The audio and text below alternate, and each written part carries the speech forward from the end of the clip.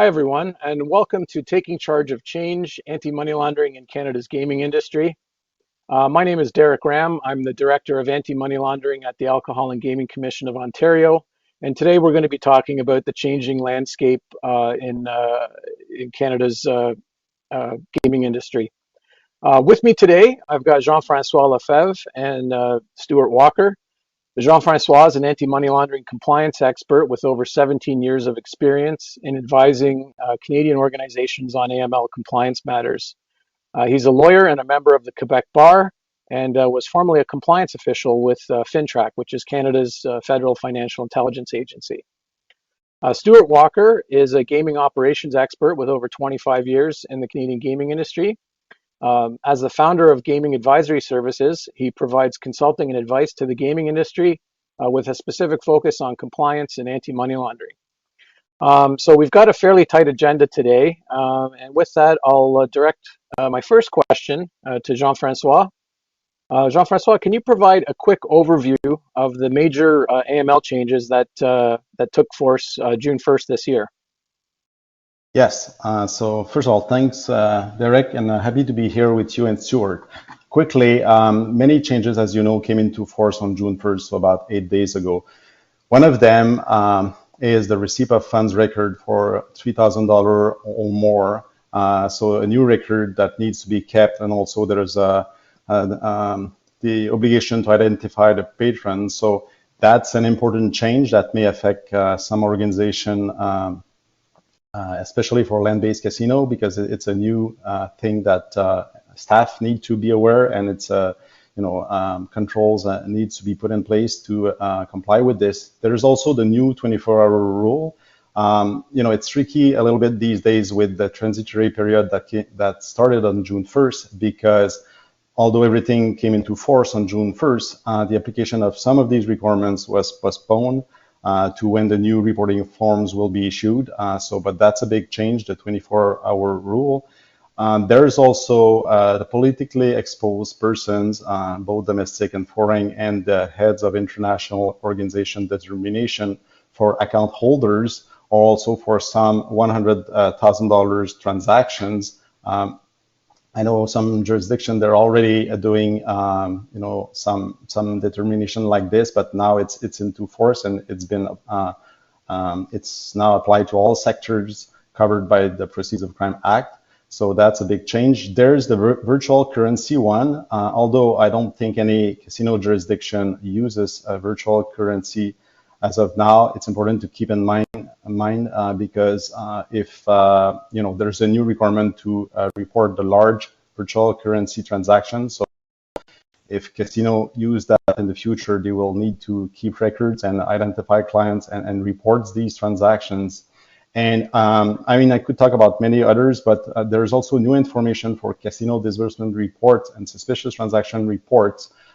For example, the type of device that would be used by a patron and its username, the number that identifies this device, the IP address, etc., the date and time of the online session. Also, lastly, quickly, the EFT, electronic fund transfer. I know most casinos do not file these reports with FINTRAC, but for some of the jurisdiction who do, there's a new way of reporting. So the first to touch or to initiate an EFT will have to report it, and the final beneficiary. So these are some of the main changes that came into force on June 1st. Derek? Thanks. It sounds like casino or gaming organizations are going to have to collect a lot more client information and report a lot more information. So I'll direct the next question to both Jean-Francois and Stuart. What do you think the major changes are that gaming organizations should be focusing on, and where do you see the risks? I'll jump on this one, Derek, to start it off. I think Jean-Francois covered many of these in the previous question, but I think it needs to be said that all gaming organizations need to comply to the new requirements that came into effect on June 1st. Having said that, a good example of this is that casinos are now obligated to conduct screenings for politically exposed persons and heads of international organizations. So foreign PEPs and HIOs that fall in these categories are automatically considered high risk, and gaming organizations need to assess the risk for domestic customers to decide what category of risk do they fall into. I think screening for politically exposed persons and heads of international organizations is new to gaming organizations in Canada. So they need to ensure that their AML team is properly resourced and have adequate training for these new obligations. That's just one of my thoughts. Over to you, Jeff. JL. Yeah, thank you, Stuart. Yeah, I think the risk, as for any changes, I would say, come from the fact that it's new requirements means new training, means new controls and processes, means new patron information that needs to be collected, and also new records that need to be kept. So there will be a learning curve. Again, as I said, because of the transitory period, it's very, very challenging these days. It's I have the example of the 24-hour rule. They added the notion of beneficiary for a large cash transaction, so that may have an impact in some instances if you're a casino organization that opens accounts. So that's true for all iGaming jurisdiction. That's true for a few casino in Canada, casino jurisdiction that have accounts in their land-based casino. So, this may have an impact. Also, casino needs to be ready for the new way of reporting 24-hour rule transactions, because to me, and Derek, I'm pretty sure you would agree with this rule has always been a little, to be polite, weird the way it was applied. And for example, to give a short and easy example, a patron that would conduct a transaction of 5,000 at noon and one of 5,000 at 1 o'clock and one at 2, that would be 15K, and the casino would have to report 15K because these occurs within a 24-hour window. If it was a 10,000 transaction at noon and then one of 5,000 at 1, then they only had to report the 10K, and the 5,000 would be forgotten in the process. So that's a little weird, because in both cases, scenario one, you had 3 transactions for a total of 15K, scenario two, 2 transactions for the same total. So that will change. The thing is, because of the transitory period, it's postponed to when the new reporting forms will be ready. So we're talking about March 1st, 2023, and for large cash, and electronic fund transfer would be March 1st, 2024. For those casino who report these transactions. So it's somewhere where organizations need to be ready. Another risk could be, again, because of this transitory period, FINTRAC mentioned that there would be some inconsistencies because there are new ways of reporting that, everything came into force on June 1st, but the fact that some of the requirements were delayed in their application, but some, for example, I come back, and I'm sorry, I know it's not something that applies to all jurisdictions, but the electronic fund transfer reporting, the new way of reporting came into force on June 1st, but the reports won't be ready until March 1st, 2024. So if you're an organization who filed these reports, there may be additional challenges.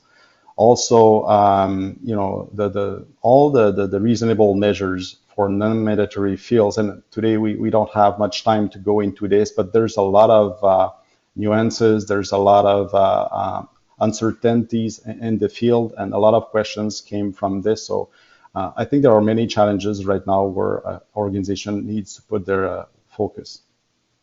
Okay, so it sounds like even though FINTRAC's delayed the rollout of these changes, given the substantive changes to the reporting requirements and what information will have to be reported to FINTRAC, that gaming organizations should already probably be working on their system and reporting enhancements. So, on that theme, Stuart, maybe you could just quickly kind of give us some pointers as to what gaming organizations can do to obtain the mandated customer information or player information. Sure. Thanks, Derek. Well, I think there's numerous opportunities at the sites. The gaming organizations can simply, really just gather information when a player opens an account or at reporting thresholds. There's so many opportunities when you think about it. Gaming organizations could leverage marketing opportunities such as promotions, rewards programs, player events to reach out to patrons and ensure information is up to date. Another thought was hotel check-ins, a great opportunity to obtain patron information and update it. Some other thoughts I had were just management interactions with patrons at tables, slots, VIP or high limit rooms, special events, restaurants, spas, etc. They all can be utilized to obtain these newly mandated patron information. One last thought I had, Derek, was just in regards to iGaming activities. Um, Organizations could set up an automated client information update request, which can be done based on a client risk profile. Anyway, those are some of my thoughts. I'll leave it at that for now. Okay. Well, actually, that's a good segue into my next question for Jean-Francois. So, there's a lot going on in the Canadian gaming industry outside of AML. So, there's the federal government is legalizing single event sports betting. Ontario is rolling out a new competitive internet gaming market. And JF, I'll direct this question to you. So there's likely going to be a lot of new gaming organizations entering the Canadian and, in the case of Ontario, the Ontario iGaming space. What should the AML departments at iGaming and sports betting organizations be considering in preparation for entering the Canadian market? Thanks, Derek. I think, first of all, I come back on this, but it's important to understand the current context with FinTrack, what's happening since June 1st, about a week ago, because there is some new information that is required. We don't have time, again, to go too much into details, but there is some information that was, or before June 1st was not mandatory in some reporting forms and became mandatory on June 1st. And where it gets tricky is the fact that the new reporting forms are not ready, but that doesn't mean that the information should not have been gathered or shouldn't be in the process of being collected, so it's ready for when the new reporting forms will be issued. So it's really important it's not always logical. I've had a lot of questions from clients asking, why would I need to gather this information because it's not needed until March 1st, 2023 or 2024. Yeah, but the thing is, it's always the same thing over and over with FinTrack. If you were speaking with them, they would tell you, we don't have the power to give administrative forbearance, and the Minister of Finance doesn't have this power either. So because of that, everything that should be that came into force on June 1st, you should be compliant with these new requirements as much as it is possible. So not possible to file with the new reporting forms, but you're supposed to have done the work to gather or collected the information that is needed for these new reporting forms as much as possible. So it's really important to understand, what the actual period means in terms of new requirements. What is the preparation that should have been at least started, if not completed. FinTrack said they would be understanding in assessing the new requirements in the coming months. Like if there are compliance examination, they said they would make observations, but they also said that you need to be compliant as much as possible with the new requirements, at least where it's possible to be compliant for now.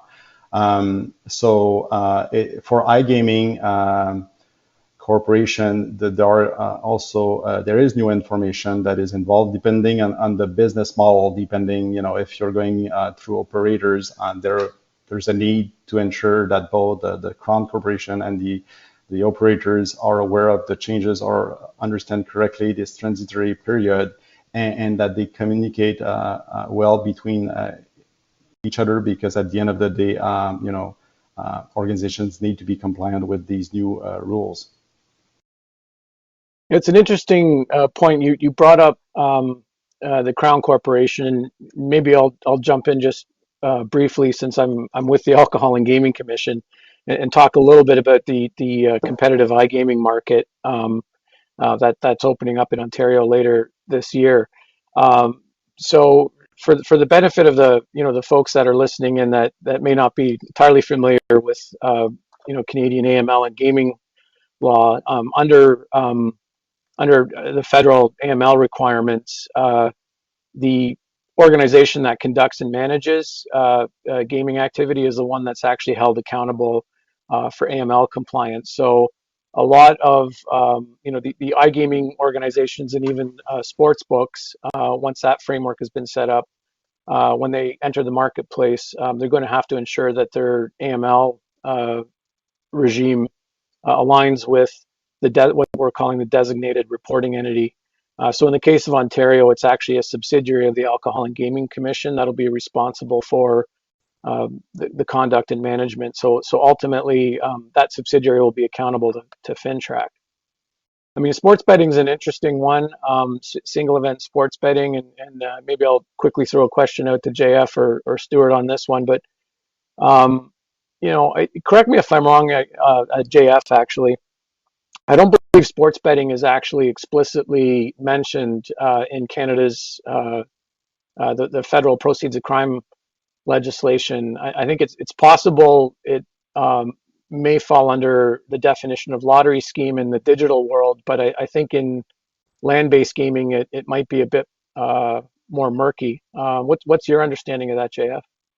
Yeah, I have the exact same understanding. I think if you're going to, will it be covered? I think it will. I think it's part of the new definition under the criminal code. Once this act is passed, and so I think it's definitely something where organizations will have to ensure they comply with this part of the business when that's the case. Yeah, I think it'll be interesting to see what guidance comes out of FinTrack on sports betting, because I think the fact that it's not explicitly called out, things like card games and roulette and electronic gaming is mentioned in the definition of casino, but sports wagering isn't. So yeah, we'll see. My feeling is they will hope that it's covered. So yeah. let's wait and see. Okay. And so last question, we'll change gears a little bit here, but it's been discussed at the gaming summit, so we won't spend too much time on it, but let's look at cashless wagering in the context of AML. And I'll direct this question to Stuart. Obviously the last 15 months or so with COVID-19 has been very, very tough for land-based gaming. And so there's been a lot of talk about cashless wagering. Can you maybe just go through what you think some of the AML or the anti-money laundering implications would be for cashless wagering? Thanks, Derek, and happy to do so.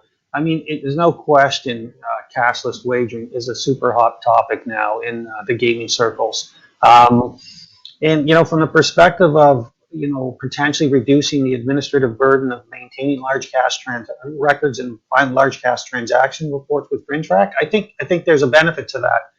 But I think as well there are some issues that pop up because of cashless wagering, and a couple of those would be, while it does prevent the use of cash, criminals could simply find other ways to get dirty cash into the legitimate financial system, and then fund their account or play a wallet through other means.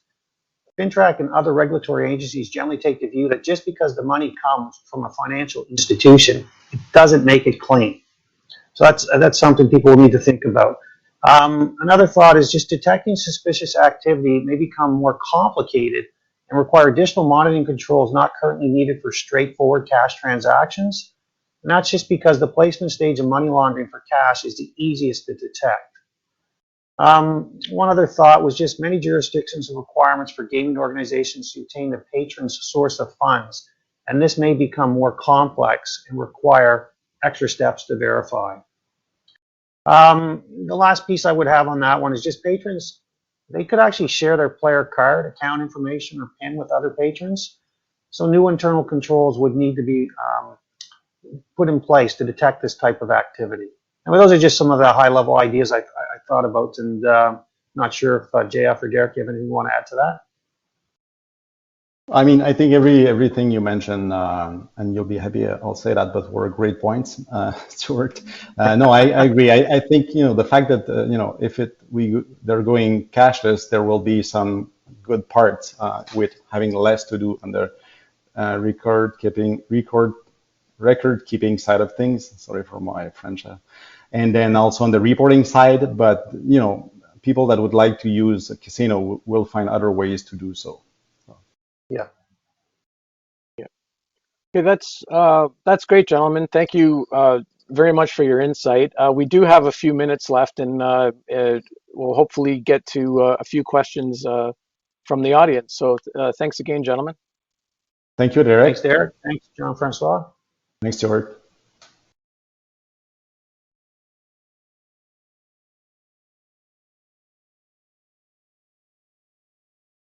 Are we all back together again? We are. Okay, good stuff. Hey, that was great session, guys. We spoke a few months ago, and I'm glad the three of you wanted to get together with us at the summit and discuss AML. Obviously, we had a lot of attendees joining our session, and we've got some questions for you. But I wanted to start with one question, I guess, for all three of you, if you can provide an answer.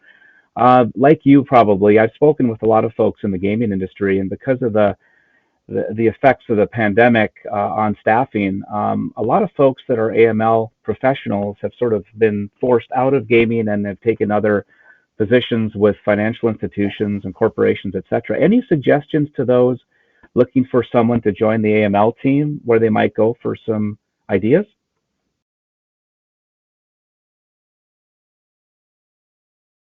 I don't know, JF, do you want to take this one? Oh, turn your mic on. There you go. No. Jeff, you're muted. Okay. I'm muted? No, you're good. You're good. Okay. Okay. Sorry, Chuck, would you mind repeating quickly? I had some issues here with No problem. Yeah, no, I was just asking. I'd indicated that a lot of folks I've spoken to in the gaming marketplace have indicated that a lot of AML staff have left their organizations to pursue other positions during the pandemic. And just if there's any advice on where folks in the gaming industry might be able to go and try to source out some AML professionals. like to find firms to help them or to hire staff. I mean, Chuck, I'll jump. Go ahead. No, go ahead, Stuart. I'll jump in. I was just going to say, Chuck, I think it's going to be a struggle actually for gaming organizations. Obviously, with people not working for as long as last year plus, people moving on. It's a really competitive industry or position. My recommendation certainly for any of the gaming organizations would be to get out there now and not wait until they reopen. I know some obviously some jurisdictions are reopening literally right now or within the next number of weeks. But those are key positions, and certainly I'd be posting for them and trying to bring people in as quickly as possible. It's going to come down to compensation, is I think one of the challenges, and it's competitive. It's a great industry to be working in, from my perspective.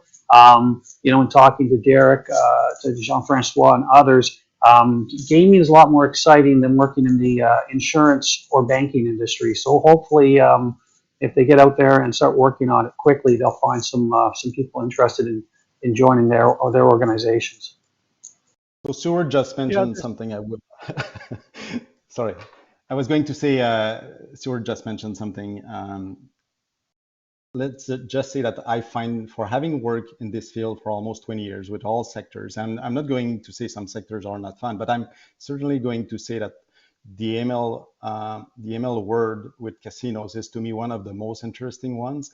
And the fact that I know sometimes it's seen only as you see the burden side of things, but to me it's a very interesting word. And with more iGaming activities, it gets both more challenging and more fun. So I guess you have to find a way to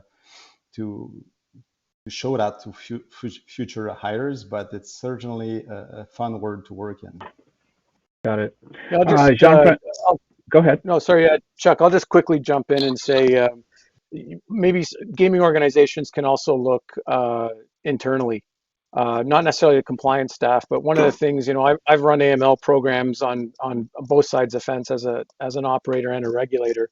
And one of the things that I always found really valuable was to have team members that actually understood the business, because generally the staff that understand gaming they also understand when things don't look right, because they actually understand the games, they understand the mechanics of gaming, they understand typical customer behavior, and my experience is that those are individuals that are really good at spotting when something doesn't make sense, and those are good. If you're a gaming organization and you have staff in the business that have shown an interest in AML, I would say cultivate that.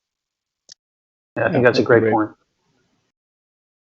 Jean-Francois, just a quick question for you with respect to Bill C-218, which, let's keep our fingers crossed, is hopefully going to pass soon.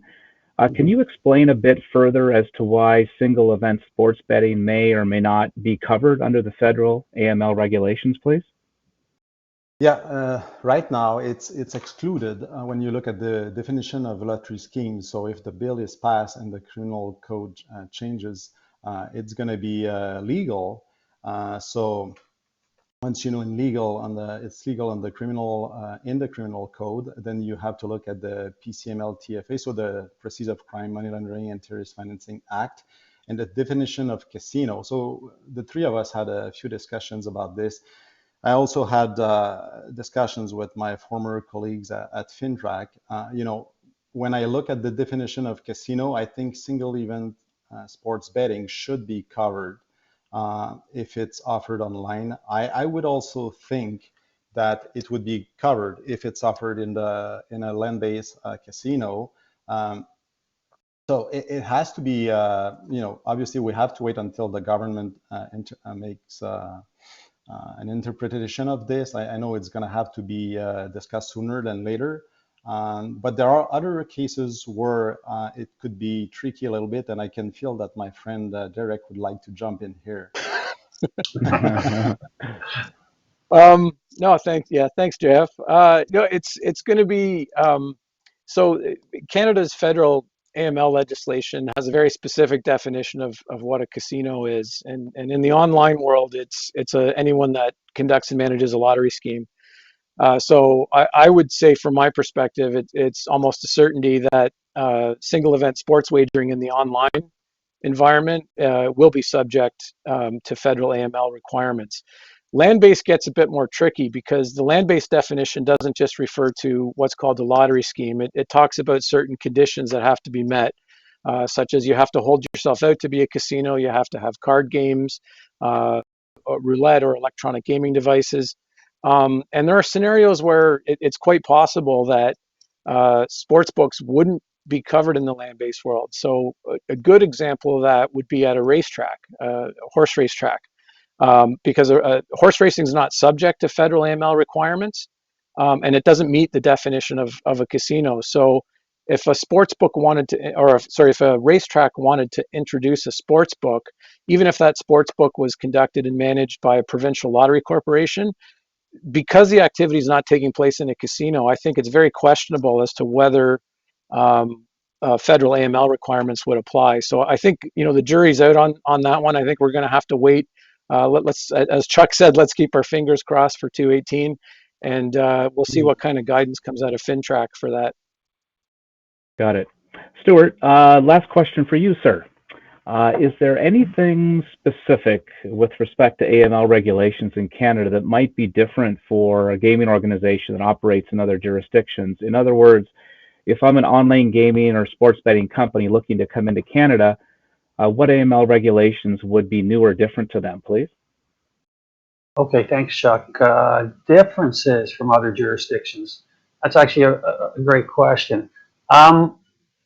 Similarities might be easier. I guess I'd start with the fact that Canada is a member of the Financial Action Task Force. And I would say at a high level, Canada's approach to combating money laundering, it looks very similar to what's going on in the US, UK, or EU. For example, suspicious transactions, reporting customer identification, assessing risks are common regulatory requirements. But that doesn't really answer the question because you asked for differences.